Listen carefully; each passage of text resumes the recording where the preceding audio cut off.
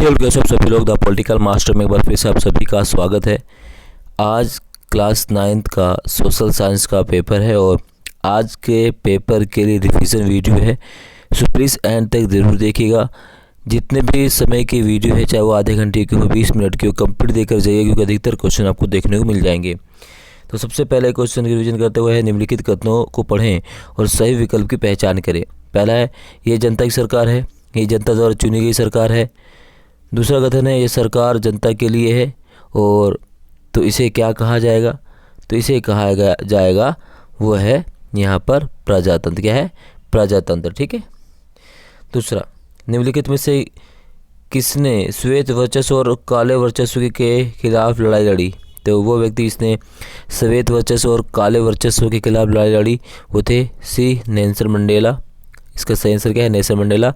Nelson Mandela Africa के राष्ट्रपति भी थे। उनकी पुस्तक है the long walk to freedom. The long walk to freedom उनकी पुस्तक है। 1996 में जो है दक्षिण अफ्रीका का संविधान जो है लागू किया गया। 28 वर्ष तक जो है नेल्सन मंडेला जेल में रहते हैं। तीसरा है, निम्नलिखित में से कौन सा विकल्प भारतीय संविधान के निर्माताओं का प्रतिनिधित्व करता है? तो कौन सा भारतीय निर्माताओं के, यहाँ देख सकते हैं, जवाहरलाल नेहरू संविधान सभा के अध्यक्ष थे। एस.जी. मुखर्जी संविधान सभा के उपाध्यक्ष थे। बलदेव सिंह संविधान सभा में कांग्रेस के उम्मीदवार थे और भीमराव रामजी अम्बेडकर प्रारूप समिति के अध्यक्ष थे। यहाँ पर आप देख सकते हैं। तो कौन सा मेल भारतीय संविधान निर्माताओं का प्रतिनिधित्व करता है?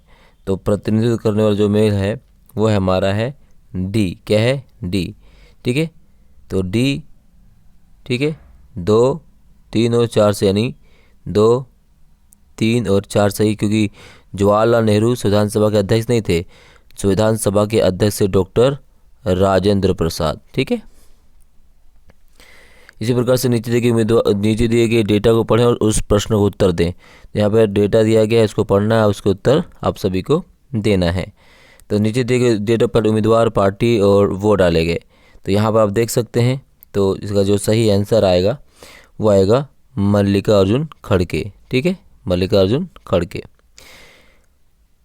अगला है, 13 अगस्त 1990 के दिन भारत सरकार ने एक आदेश जारी किया, इसे क्या कहा जाता है? तो इसे क्या कहा जाता है?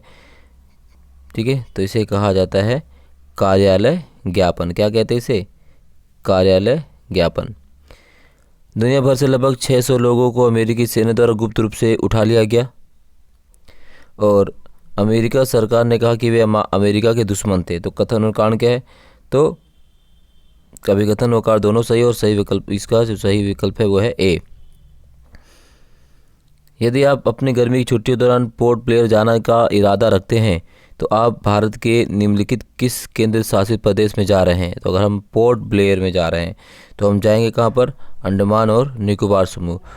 कोरल रीफ कौन सा है? लक्षद्वीप। ठीक है ना। आठवां क्वेश्चन क्या है कि निम्नलिखित में से कौन सा कथन सिंधु नदी से संबंधित है और सही विकल्प की पहचान हमें करना है? तो सिंधु नदी से संबंधित कौन सा कथन सही है और सही जो विकल्प है हमें पहचान करना है। तो यहाँ पर हम अगर बात करें तो यह नदी तिब्बत में मानसरोवर झील से पास निकलती है, ये कथन बिल्कुल सही है। उत्तर की ओर बहते हुए लद्दाख में भारत में प्रवेश करती है, ये भी सही है। इस भाग में एक सुरमई कांट बनती है, ये भी सही है।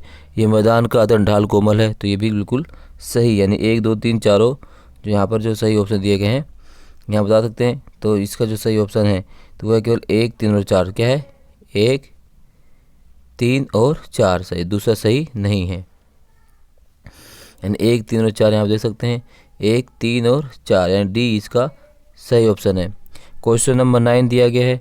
क्वेश्चन नंबर 9 क्या है? 2011 की जनगणना के अनुसार निम्नलिखित राज्यों को सबसे अधिक संख्या से कम के आधार पर क्रमबद्ध क्रम में व्यवस्थित करें। तो यहाँ पर क्वेश्चन नंबर 9 का जो सही क्रमबद्ध संख्या होगा वो होगा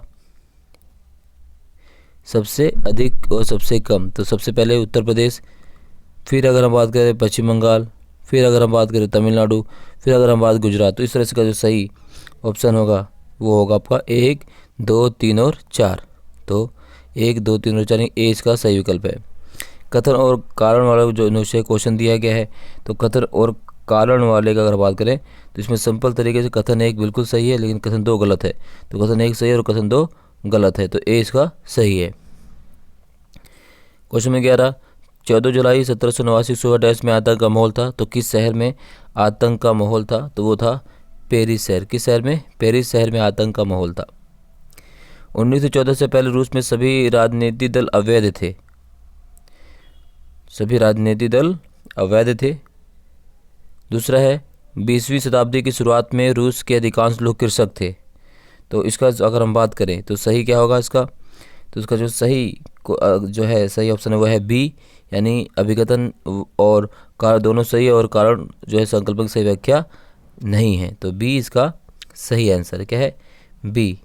13वें का क्वेश्चन पढ़ सकते हैं। निम्नलिखित में से कौन सा कथन मंदी के साल वर्षों से संबंधित है? तो कौन सा कथन मंदी के साल वर्षों से संबंधित है? तो अभी इसमें से हम क्लियर कर लेते हैं। तो वॉल स्ट्रीट एक्सचेंज 1929 में धराशायी हो गया, बिल्कुल सही संबंधित है, एक बिल्कुल सही है। दूसरा अगर हम बात करें संयुक्त राज्य अमेरिका की राष्ट्रीय आय आधी होगी, बिल्कुल सही है। फैक्ट्री बंद होगी, बिल्कुल सही है। सटोरियो ने अपना पैसा बाजार से वापस लिया, बिल्कुल सही। तो सभी कथन क्या है? सही है। क्वेश्चन नंबर 14, निम्नलिखित में से कौन सा जोड़ा सही सुमिलित है? तो सही जोड़ा जो सुमिलित है वो कौन सा है? तो वह प्राथमिक क्षेत्र वानिकी। क्या है? प्राथमिक क्षेत्र वानिकी सही सुमिलित है। 15 क्वेश्चन, डैश अंततः देश की समृद्धि तय करता है। तो किसकी तय करता? डैश अंततः देश की समृद्धि दर तय करती है। तो वह है जनसंख्या की गुणवत्ता। किसकी गुणवत्ता? जनसंख्या की। क्वेश्चन नंबर 16, तो मानव पूंजी में निवेश भौतिक पूंजी में निवेश की तरह से ही प्रतिफल देता है। भारत में कई दशकों में से एक विशाल जनसंख्या को एक दायित्व माना गया है। तो क्वेश्चन नंबर 16 का जो सही विकल्प होगा तो वो है आपका कथन ए और दोनों सही है। कथन ए और दोनों सही है, यानी डी। क्वेश्चन नंबर 17, यहाँ पढ़ना आपको। भारत में स्वीकृति औसत कैलोरी की आवश्यकता ग्रामीण क्षेत्रों में प्रति व्यक्ति प्रतिदिन 2400 कैलोरी है और ग्रामीण क्षेत्रों में रहने वाले लोग अपने आप को अधिक शारीरिक श्रम में संलग्न करते हैं। तो कथन और कारण सही है या नहीं? तो इस तरह से इसका जो सही ऑप्शन होगा, अभिकथन और कारण दोनों सही है परंतु कारण संकल्पना की व्याख्या नहीं है। तो इसका क्या होगा? बी। क्वेश्चन नंबर 18, निम्नलिखित में से भारत के किस राज्य ने 1943 में सबसे अधिक विनाशकारी अकाल का सामना किया? तो वह है भारत पश्चिम बंगाल। लगभग 30 लाख लोग जो है काल की ग्रास में समा गए थे। 20वां गेहूं क्रांति शीर्षक से विशेष डाक टिकट किसने जारी किया? तो विशेष डाक टिकट जारी किया था इंदिरा गांधी। किसने? इंदिरा गांधी के द्वारा। इसी प्रकार से ये सभी क्वेश्चन जो है आपको क्या करना है? इसको प्रैक्टिस कर लेना है। इन 21, 22, 23, 24, 25 इन सभी क्वेश्चंस का जो है क्या करना है? प्रैक्टिस कर लेना आप सभी को। एग्ज़ाम के लिए काफ़ी इंपॉर्टेंट है ये। आज के एग्ज़ाम है, इन सभी क्वेश्चन को प्रैक्टिस कर लेना। इसका उत्तर भी यहाँ पे हमने नीचे दिया हुआ है, तो इस तरह से आप देख सकते हैं। इसका उत्तर भी आपको यहाँ देखने को मिल जाएगा। इन सभी उत्तर को आपको कवर करके चलना है, ठीक है। तो ये सारी चीज़ें आपको कवर कर लेनी है। मानचित्र को प्रैक्टिस कर लेना है। मानचित्र से 2 नंबर यहाँ से पक्के आप सभी के।